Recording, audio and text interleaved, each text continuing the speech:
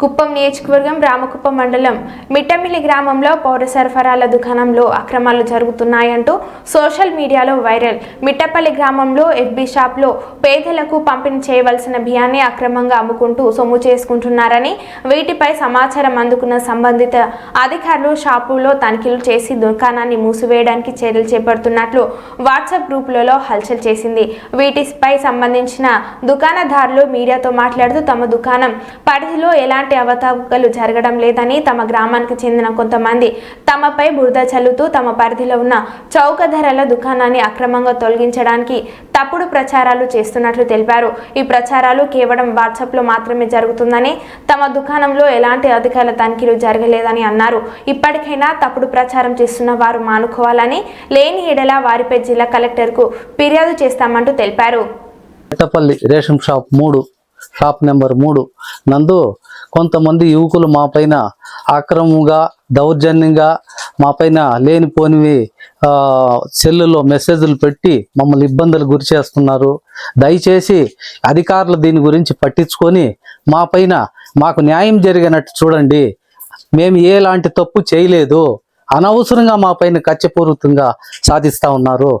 ఇటువంటిది ఎక్కడా జరగకూడదు, జరగనివ్వకుండా మీరు చూడాలని నేను పెద్దలందరినీ కోరుకుంటూ నమస్కారం చేసుకుంటున్నాను. విషయం పైన మళ్ళా జరిగితే మేము కలెక్టర్కి తెలియజేస్తాము, ఆర్డీఓకి తెలియజేస్తాము, అందరికీ అధికారులకు మొత్తము మేము తెలియజేస్తాము. ఇంతకు ముందే కూడా మొన్న కూడా మన తహసీల్దార్ గారికి తెలియజేయడం జరిగింది.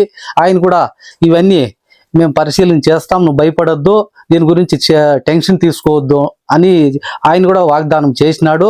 విఆర్ఓకి చెప్పినాము, అన్నా నువ్వు దీని గురించి నువ్వు భయపడొద్దు, మా దాకా కూడా రాలేదు ఇది ఇంతవరకు, ప్రెస్ వాళ్ళు ఎట్లా పెట్టినారు దీన్ని మాకు తెలియకుండా కూడా అని వాళ్ళు కూడా ప్రశ్నించినారు. కాబట్టి దీనిపైన మీరు అధికారులందరూ కూడా చర్య తీసుకుని మాకు న్యాయం జరిగినట్టు చేస్తారని కోరి ప్రార్థిస్తున్నాను. అందరికీ నమస్కారం. మిట్టపల్లి ఎఫ్బి షాపు వి ధనలక్ష్మి షాప్ నెంబర్ 3. మాకు చాలా షాప్ వచ్చినప్పటి నుంచి మాకు ఇదే చాలా ఇబ్బందులు పెట్టిస్తా ఉండారు. మా కష్టాలను ఎవరు పట్టించుకునే వాళ్ళు లేదు. మేము అందరికి చెప్పినా మా కష్టం ఎవరు తీర్చేవాళ్ళే కాదు. మీరు అన్యాయం చేస్తా ఉండారు, అక్రమంగా భీము దోపిడీ చేస్తా ఉండారు, పేద భీమంతా మీరు తినేసిండారు, మిమ్మల్ని మేము రచ్చకీడుస్తాము, ఈదుల్లో పెట్టి మిమ్మల్ని ఏం చేయాలో మేము చేస్తాము, మాది అధికారము, మేమేమన్నా చేస్తాము అని మమ్మల్ని చాలా ఇబ్బంది పెట్టిస్తా ఉండారు. మాకు వాళ్ళ దగ్గర తట్టుకునే కాకుండా ఉంది. మేము ఎవరికి చెప్పుకునేది మా కష్టాలు? మాకెవరు దీన్ని అనుకూలిస్తా ఉండేది ఎవరు? మాకు చాలా బాధ పెడతా ఉండారు. వీళ్ళు ఇప్పుడు రాగా మాకు ఎంతో మేలయ్యా, దేవుళ్ళ మాదిరి మీరు వచ్చి మమ్మల్ని మా కష్టాలు చూపి చెప్తా ఉండం. మేము మాకు ఇది కూడా తెలియదు, ఎవరికి చెప్పాలని కూడా మాకు తెలియదు. మేము ఎవరికి చెప్పుకునేది మా బాధనే?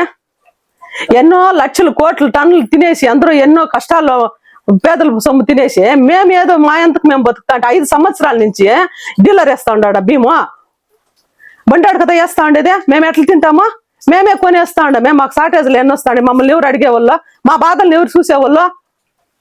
ఇట్లా చేసి మమ్మల్ని అనాదానం పుట్టించి మమ్మల్ని అబ్రోకం పుట్టించి మేమంతా ఈదుల్లో పోయి మాట్లాడేవాళ్ళు కాదు. మేము వాళ్ళని శరణు అని వేడుకునే వాళ్ళు కాదు.